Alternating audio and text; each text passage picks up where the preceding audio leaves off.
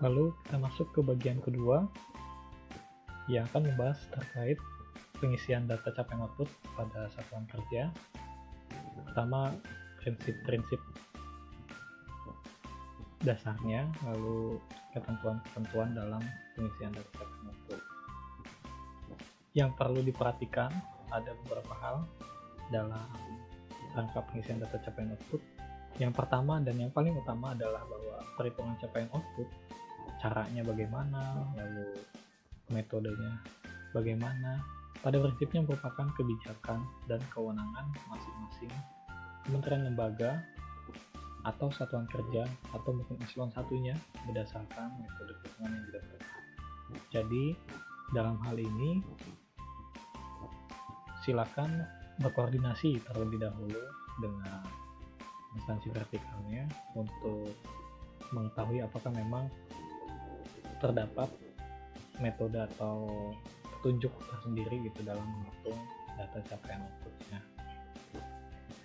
Lalu pada prinsipnya unit eselon 1 di sini dari KL perlu membuat petunjuk teknis tata cara perhitungan capaian output pada saat lingkup organisasinya, karena memang dari sisi proses perencanaannya di sini eselon 1 KL merupakan unit yang paling berwenang gitu ya, atau paling mengetahui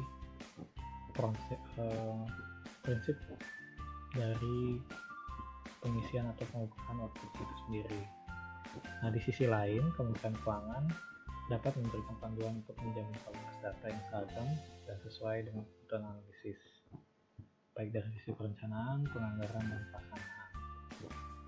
Nah, dalam hal ini ada 3 prinsip utama pengisian data untuk komponen-komponen data yang diisi pada aplikasi SaaS maupun SAFTI. Dalam aplikasi SaaS misalnya, tetapi yang selama ini sudah dilakukan ada setidaknya 3 komponen data yang diisi oleh satuan kerja. Yang pertama adalah terkait dengan capaian outputnya secara volume, atau di sini kita sebut realisasi volume keluarannya, RPK. Lalu ada juga terkait dengan progres penyelesaiannya atau progres capaian outputnya, di sini PCO. Juga keterangan 3 komponen data itu yang sejauh ini diisi oleh satuan kerja melalui aplikasi SaaS maupun SAFTI, yang mana untuk tahun 2020 ini sendiri masih sama dengan ketentuan-ketentuan tambahan. Nah, yang pertama, prinsip pengisian datanya adalah bahwa RPK ini baru diisi apabila output tersebut memang secara utuh telah tercapai dalam satuan penuh. Misalnya outputnya targetnya 5 bangunan, maka pada bulan Juni misalnya Satker dapat mengisi outputnya itu RPK-nya itu dengan 2 bangunan atau 3 bangunan sesuai dengan bangunan yang sudah jadi atau setelah selesai secara fisik, bukan dengan 2,5 bangunan atau 3,5 bangunan. Jadi harus diisi secara utuh apabila output tersebut memang tercapai gitu, bukan dalam pecahan. Lalu yang kedua, memperhatikan apakah PCO itu progresnya itu dapat dihitung secara proporsional sesuai dengan RPK-nya atau tidak berdasarkan RPK yang telah dicapai. Maksudnya misalnya kalau untuk 5 gedung tadi targetnya, apakah bisa dihitung PCO-nya itu secara proporsional berdasarkan RPK-nya. Dengan contoh tadi bulan Juni dia sudah menyelesaikan 2 bangunan misalnya, apakah PCO-nya langsung dapat dikatakan bahwa progresnya sudah mencapai 40% gitu untuk outputnya yang diperoleh dari tadi 2 dibanding dengan 5 ya target outputnya sudah didapatkan 40% atau tidak gitu, apakah harus diperhitung satu persatu, maka itu harus melihat karakteristik output sendiri. Lalu yang ketiga adalah PCO diisi dengan persentase, angka persentase penyelesaian tahapan-tahapannya dengan 2 angka dan 2 angka di belakang koma, jadi bisa diisi sampai dengan desimal 2 angka di belakang koma. Ini salah satu contoh perhitungan RPK dan PCO sebagaimana 3 prinsip tadi yang sudah disampaikan sebelumnya. Jadi RVK baru diisi apabila output tersebut memang secara utuh telah tercapai. Dalam contoh ini diuraikan bahwa ada output berupa pembangunan rumah susun di mana target outputnya 20 unit bangunan. Di bulan Mei misalnya sudah selesai sebanyak 3 unit, jadi yang sudah selesai sampai siap digunakan misalnya seperti itu 3 unit, sementara yang lainnya masih dalam progres. Nah, untuk perhitungan RVK maupun PCO-nya bisa dilihat di tabel ini, di mana di sini RVK-nya, realisasi volume keluarannya adalah sejumlah unit yang telah selesai secara utuh gitu ya, yaitu 3. Sementara PCO-nya adalah dengan membreakdown progres dari masing-masing unit gitu. Jadi untuk 3 unit tadi setelah selesai dianggap 100%, maka bisa dianggap 100%, maka bisa dikonversi dulu nilainya menjadi 3/20 kali 100%, 15%. Ini progres untuk yang 3 unit tadi. Sementara yang unit lainnya mungkin berbeda-beda, di mana ada yang 50% mungkin progresnya, ada yang baru 30%, ada yang mungkin belum dilaksanakan sama sekali gitu ya, entahnya di tahap perencanaan atau tahapan-tahapan lainnya. Nah, ini kemudian nanti setelah dihitung, dikonversi, maka didapatkan total progresnya sebesar 29%, di mana ini menjadi angka yang diisi pada aplikasi SAS ataupun Sakti untuk isian progres capaian outputnya, PCO-nya. Jadi tidak serta-merta 3 dibagi 20 kali 100%, 15%, yang lainnya diabaikan gitu, tidak. Karena ini mungkin akan menunjukkan data atau informasi yang kurang tepat gitu. Seakan-akan bahwa yang sudah dilakukan baru terhadap 3 unit rumah susun tersebut, padahal sebenarnya sudah ada progres untuk unit lainnya gitu, tahapan-tahapan yang sudah dilakukan untuk pencapaian target di rumah susun di unit-unit lainnya gitu. Nah, sehingga prinsip yang pertama adalah RVK-nya baru dihitung apabila secara utuh telah tercapai. Nah, lalu yang kedua, memperhatikan apakah PCO dapat dihitung secara proporsional atau tidak berdasarkan RVK yang telah dicapai. Contoh yang pertama tadi sebenarnya sudah menggambarkan ya, apakah PCO-nya dapat dihitung secara proporsional. Untuk yang contoh sebelumnya, PCO-nya dihitung tidak proporsional karena memang sebenarnya bisa di breakdown lagi tahapan-tahapan untuk masing-masing target, dan itu memungkinkan gitu ya untuk dihitung dan dicantumkan atau dilaporkan.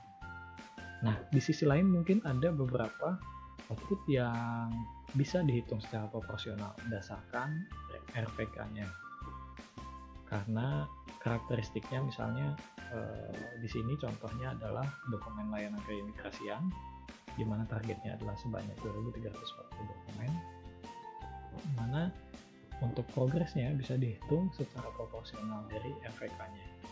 Contohnya adalah apabila di periode tertentu sudah terbit 950 dokumen, maka progresnya bisa dihitung atau dinilai dengan membagi RVK terhadap targetnya, sehingga didapatkan progres sebesar 40,6%. Jadi tergantung karakteristik dari outputnya, dan silakan satuan kerja atau unit eselon 1 KL mengidentifikasi karakteristik outputnya, lalu menetapkan bagaimana perhitungan progres capaian outputnya, juga realisasi volume keluarannya. Lalu selanjutnya contoh perhitungan untuk output internal dan output generik.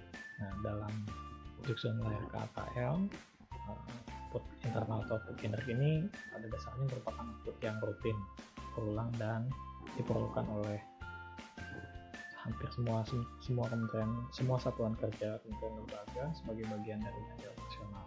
Basisnya adalah layanan, di mana dalam jurnal KPL disebutkan bahwa untuk output yang bersifat layanan ini targetnya adalah satu layanan. Bagaimana menghitungnya? Maka di sini outputnya dapat dinilai secara prorata, secara progresif berdasarkan periode atau bulan yang sudah dilalui.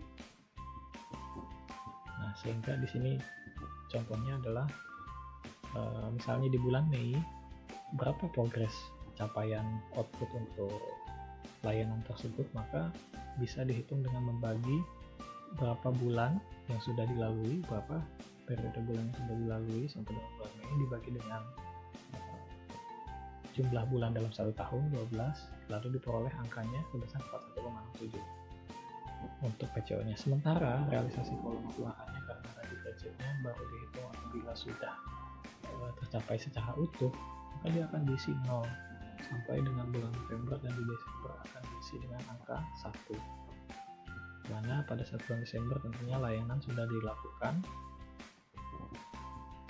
sebanyak 12 bulan ya, atau dengan progres sebesar 100%.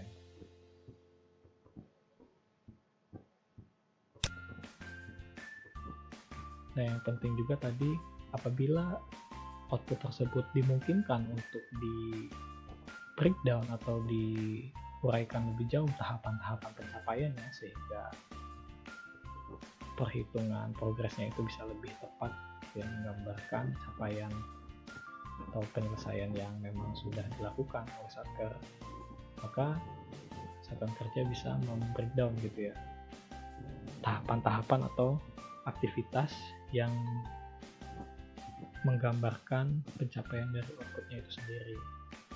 Nah, salah satunya adalah dengan mengidentifikasi komponen dalam RKKL ataupun aktivitas-aktivitas lainnya ya yang berdasarkan basis perhitungan yang ditentukan oleh satuan kerja Kementerian Lembaga. Contohnya misalnya di sini output dokumen berupa dokumen program legislasi nasional dengan target 1 prolegnas. Pada bulan Juni bagaimana menghitung progres capaian outputnya? Nah, untuk output yang dengan karakteristik seperti ini, dia perlu di breakdown gitu tahapan-tahapan atau komponen, misalnya dalam komponen yang menjadi bagian dalam pencapaian output 1 prolegnas ini. Di sini contohnya ada 6 tahapan, mulai dari penyerapan aspirasi, penyiapan konsep, perencanaan dan perumusan, penetapan prolegnas, sosialisasinya, dan evaluasinya. Sehingga apabila semua tahapan ini sudah dilakukan, maka dapat dikatakan bahwa aktivitasnya sudah selesai, aktivitas pencapaian outputnya sudah selesai, dan dapat diakui sebagai output progres 100%, output dengan progres 100%. Jadi apabila di bulan Juni output tersebut misalnya sudah melewati tahapan perencanaan dan perumusan, dalam hal ini komponennya sekuensial, maka progres capaian outputnya dapat diisi sebesar 60%, menjumlahkan antara tahapan-tahapan yang sudah dilalui dan juga bobot-bobot dari masing-masing komponen.